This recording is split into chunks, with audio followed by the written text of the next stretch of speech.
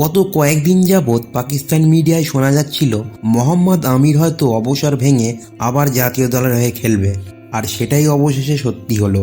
রবিবার সন্ধ্যায় পাক পেসার মোহাম্মদ আমির জানিয়ে দিলেন যে দেশের ডাকেই তিনি অবসর ভেঙে আবার পাকিস্তানের হয়ে খেলবে। তিনি জাতীয় দলের হয়ে না খেললেও পাকিস্তান সুপার লিগ ও বিদেশি লিগে তিনি নিয়মিত খেলেছেন। 2020 সালে পাক ম্যানেজমেন্টের বিরুদ্ধে একরাশ ক্ষোভ উগরে দিয়েই দেশের হয়ে না খেলার সিদ্ধান্ত নিয়েছিলেন।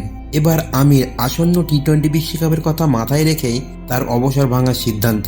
বন্ধুরা, আপনাদের কাছে ছোট্ট একটা রিকোয়েস্ট, ভিডিওটিতে লাইক এবং চ্যানেলটিতে সাবস্ক্রাইব করে দেবেন।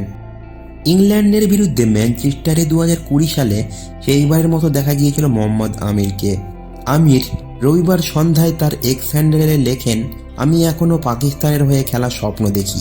জীবন আমাদের এমন এক জায়গায় নিয়ে আসে যেখানে মাঝে মধ্যে আমাদের সিদ্ধান্তগুলি পুনর্বিবেচনা করতে হয়।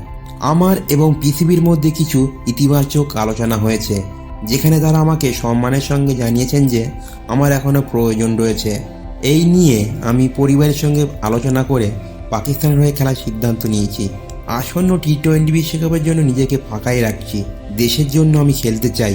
দেশ আমার ব্যক্তিগত সিদ্ধান্তের আগে। সবুজ জার্সি পরে দেশের সেবা করার আকাঙ্ক্ষা ছিল সবচেয়ে বড়, এবং সেটা থাকবেও। আমির দেশের হয়ে 36টি টেস্ট, 61টি একদিনের আন্তর্জাতিক ম্যাচ ও 50টি টি-20 ম্যাচ খেলে অবসর নিয়েছিলেন। একসময় পাকিস্তানের জার্সিতে বিপক্ষের রাতের ঘুম কেড়ে নিত এই মোহাম্মদ আমির। বিরাট কোহলির মতো ব্যাটসম্যানও বলেছিলেন যে আমিরকে খেলা অত্যন্ত কঠিন।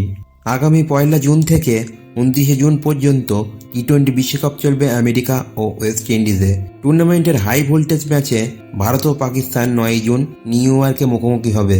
সব ঠিক থাকলে ফের বিরাট বনাম আমিরের দ্বৈরথ আমরা আবার দেখতে পাবো।